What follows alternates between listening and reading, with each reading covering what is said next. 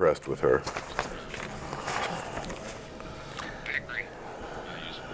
And I know you believe in that strongly, and I'm not sure that I agree with that in that I want more interface between... Good morning. Morning. Morning, sir. How's it going, guys? It's early. Too early to tell. I want more interface between the council and the public. And the way that Donna ran the meeting, that's not a key focus. The key focus was getting the business accomplished. That's what I'm talking about. And that's what I'm saying I disagree with. I don't want the business accomplished at the expense of public input. As I recall, there was public input. It was... I can't remember that. Yeah. All I'm saying is, to me, and that's why I asked the question at the forums, which is more important, getting the business accomplished? 10 seconds. Okay.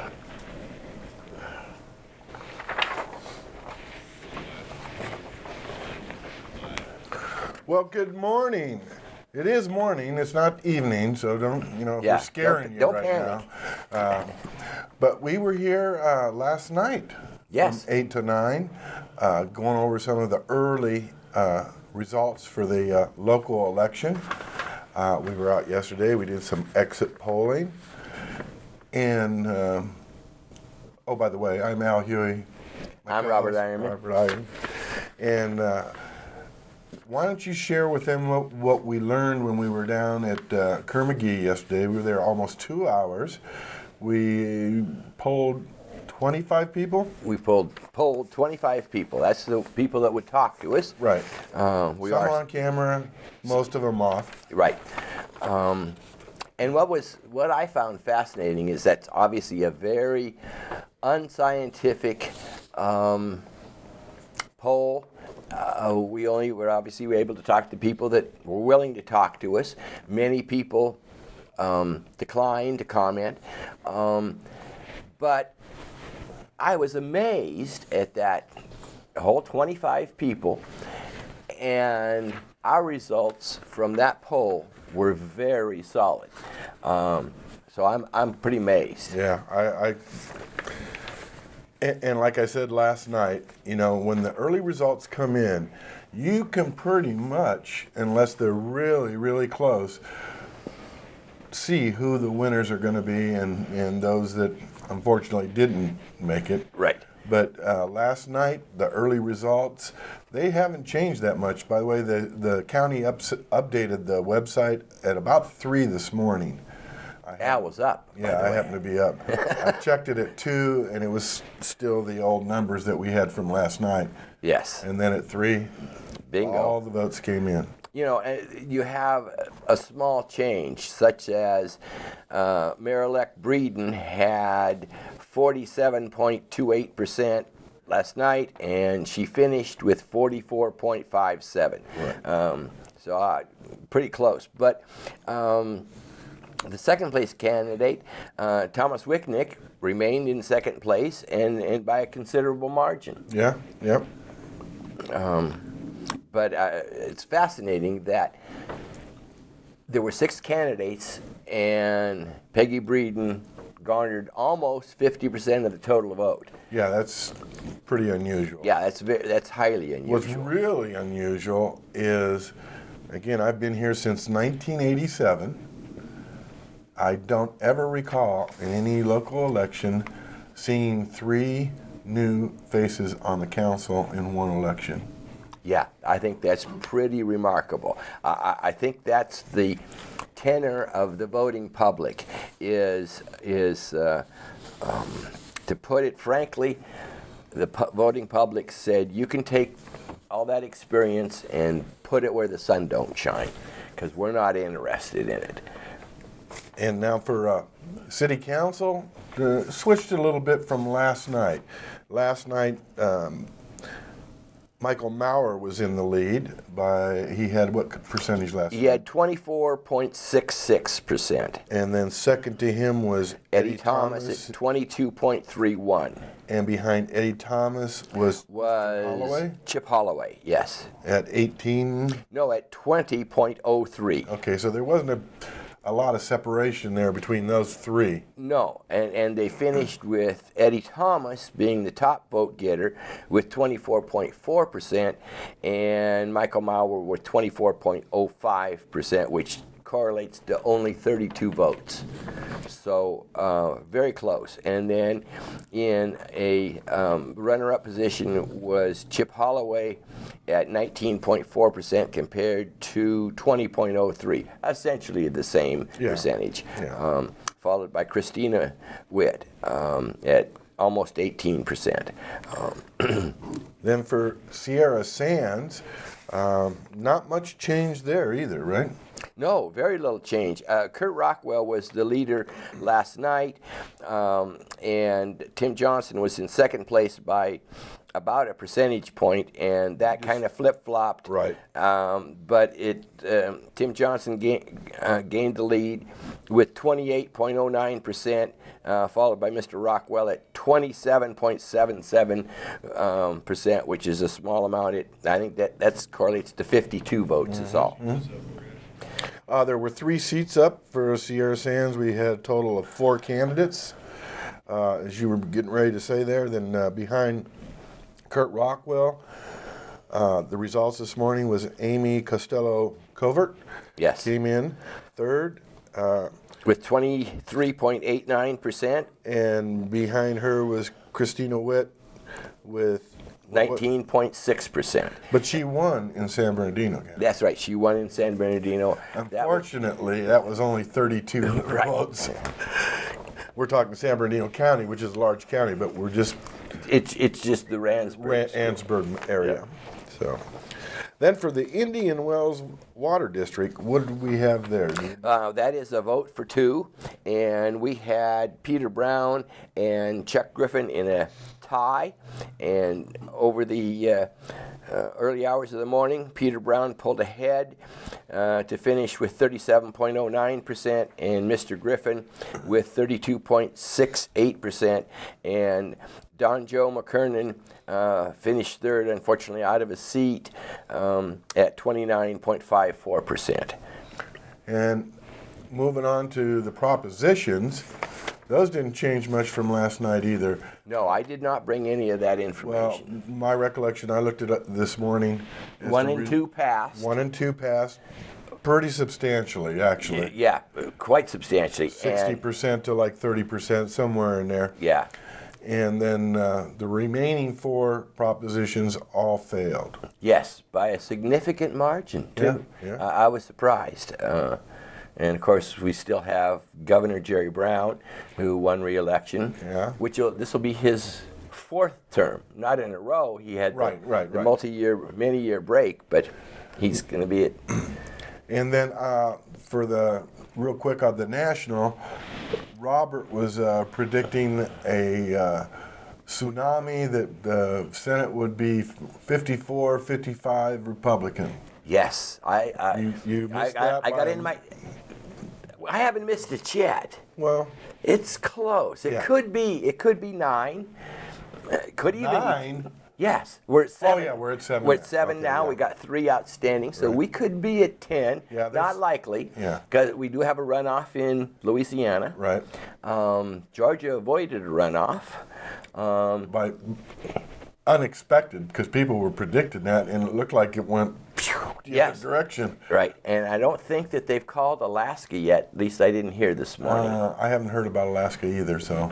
But my prediction after getting into my time machine and fast forwarding to today, this is last Thursday, I said that there would be a Republican tsunami, and that was the headline I said of USA Today. Yeah. Well, here's the headline of USA Today. It says, GOP wins big.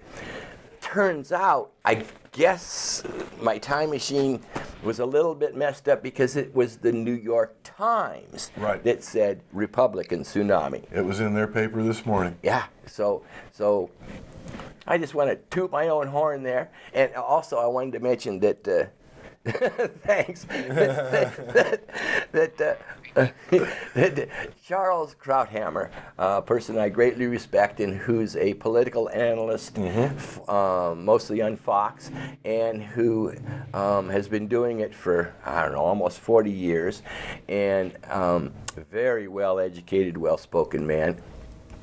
He said, making a political analysis relative to the National Weather Service, he said that the National Weather Service had changed their forecast from tidal wave to tsunami.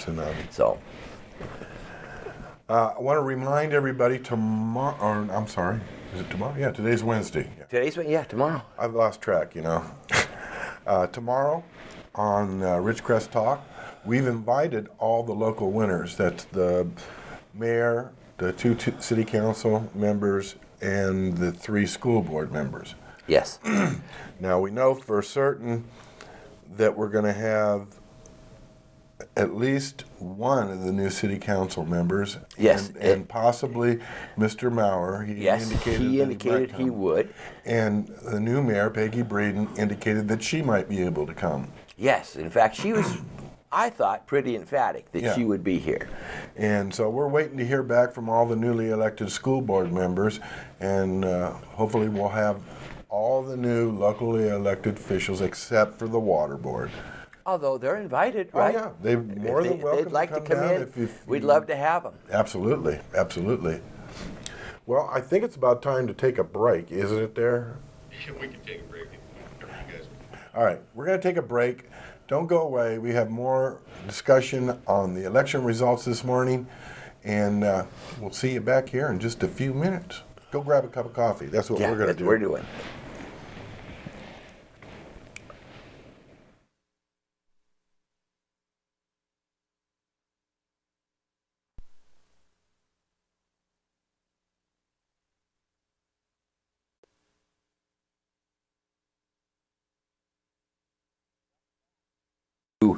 KZGN-TV results show for the election last night. We're pleased to have with us Mr. Tom Wicknick, the second place finisher in the mayor election, and we were just off air talking with Tom about, obviously he's disappointed, he said, but he had another thought that he wanted to share with us relative to turnout, because we had reported last night that according to the people at the polls at Kerr-McGee, that 60% of Ridgecrest voters vote absentee, and of the remaining 40%, they felt that they'd already had 50% at that time.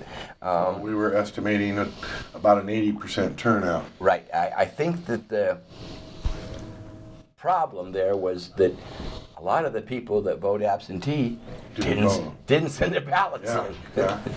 Yeah, and that's really what really happens when you look at the total number, just using easy numbers to go over. When the absentee ballots were reported by Kern County last night, yes, if they said 50 or 60% are absentee voters, well, there's around 12,000 registered voters in the city of Ridgecrest. Okay.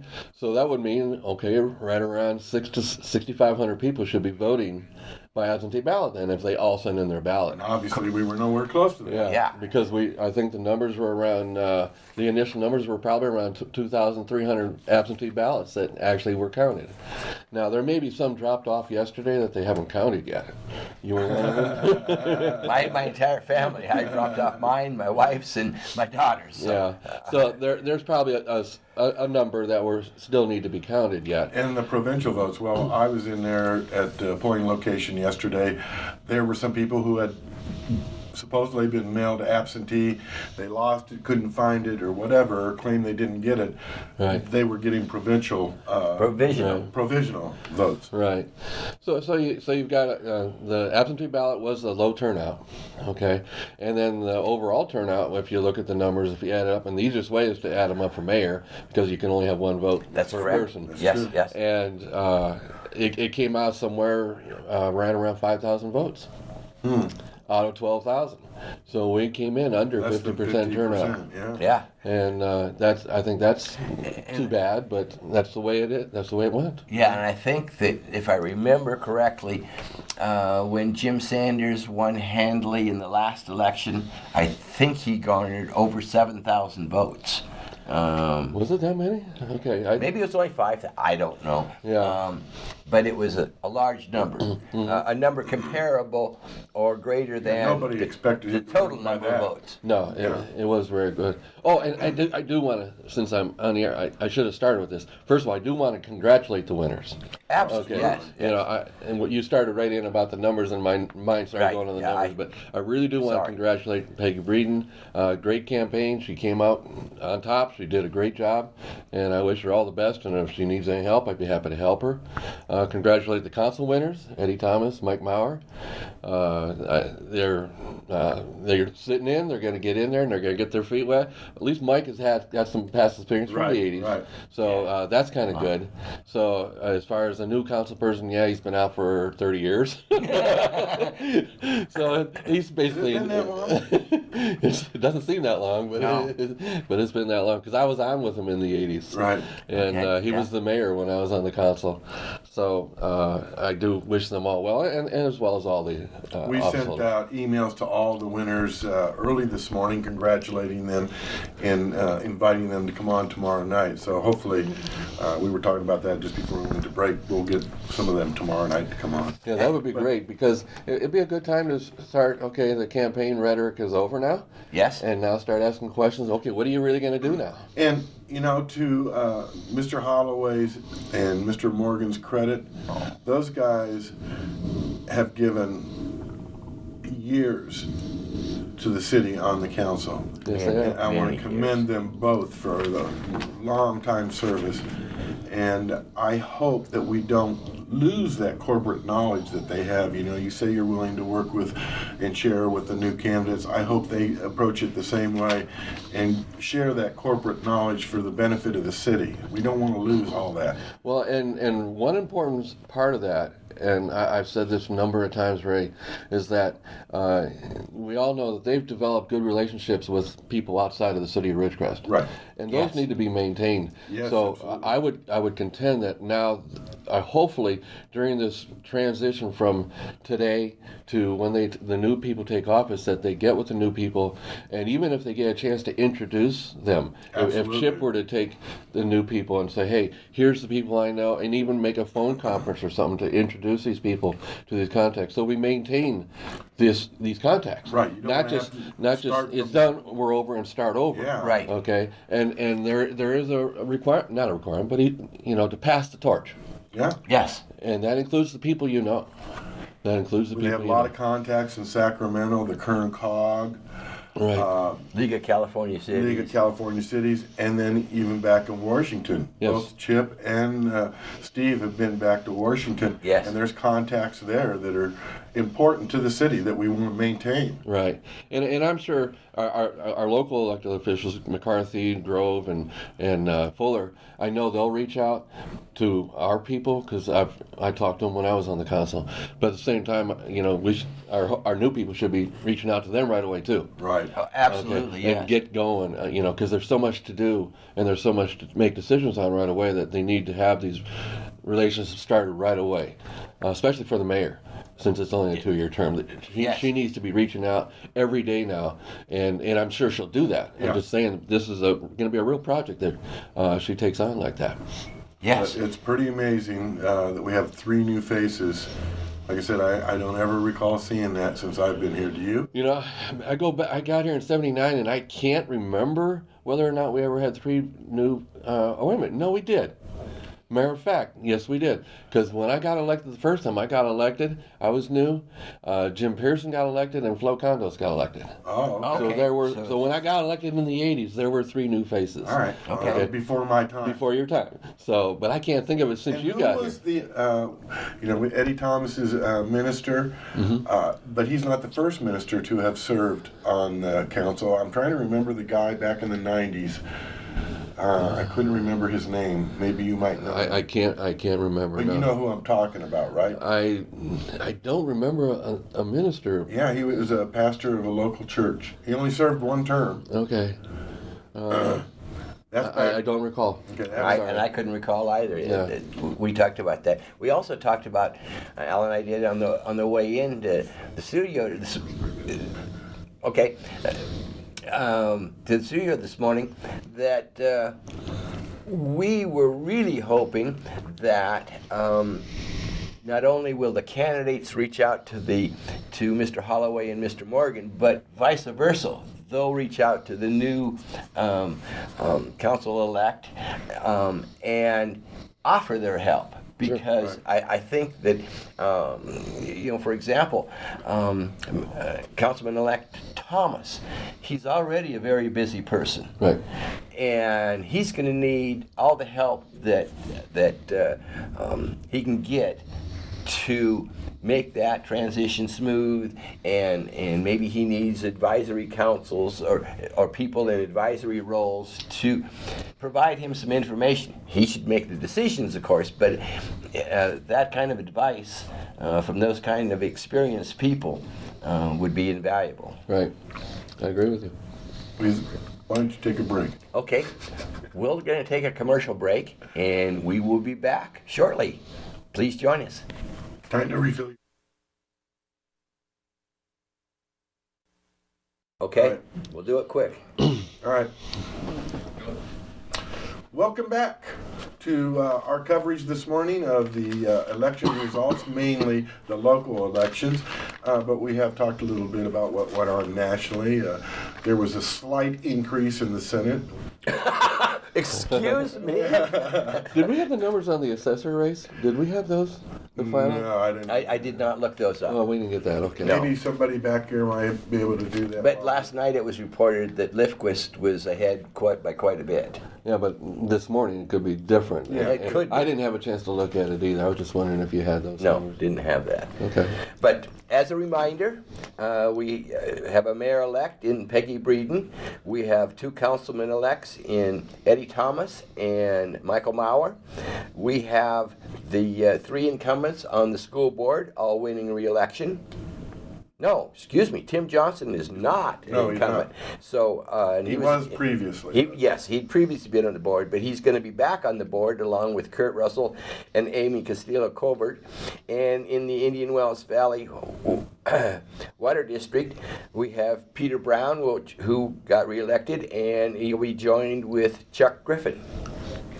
And that's a new face. And that's a new face, that's right. And he served on the water board? He's been involved, but He's run a few times. Oh, okay. Yeah. I know he's run a few times. Yeah.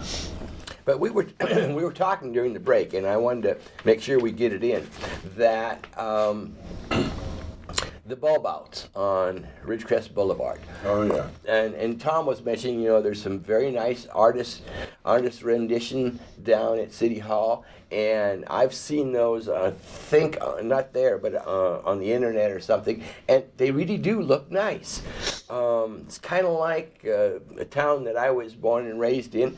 They had a very nice tree, and so they didn't want to get rid of it, so they left it in the middle of the road. A tree you could see from a long distance off. That's true. So these bulb outs kind of surprise you. Yeah, my point was that kind of an aesthetically good idea, not a very good practical idea.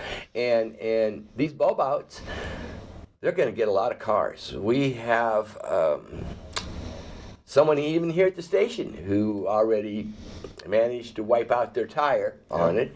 And my biggest concern is we locals may hit them, but what about all our guests to town, all our visitors to town? Especially driving at night. Especially driving at night. There's no way to see those. Except for these two spotlights they have there now. Well, yeah, but those aren't going to stay there. They're not. No, and they're not using those little punch. Come on, Al, that's temporary. You can yeah, and I'm just worried that somebody is going to hit those. But another big concern is bicyclists, which we certainly have plenty of them, and they enjoy riding West Ridgecrest Boulevard. And now you know, they're going to swing out to go out around the bulb out and, you know, Move give right into the traffic lane. Oh, yeah, and by the time you take a foot or 2 feet that they're going to be away from the curb, and they're 1 foot width, and now you got to be 3 feet outside of them,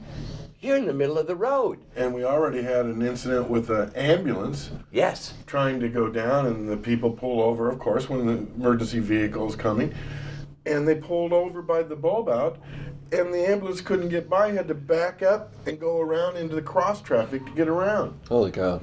So our point is, if you want to express yourself to the current council, this evening's city council meeting, I have heard there's going to be a lot of people speaking relative to the bulb outs. And they need to hear from you. Yes, the council needs to hear from you, because I think was a great thought, but not a good idea in reality.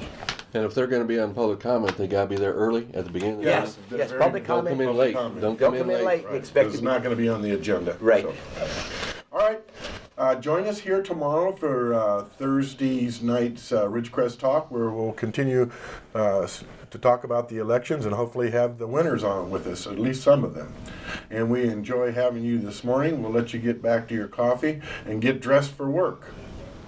Bye. See you later.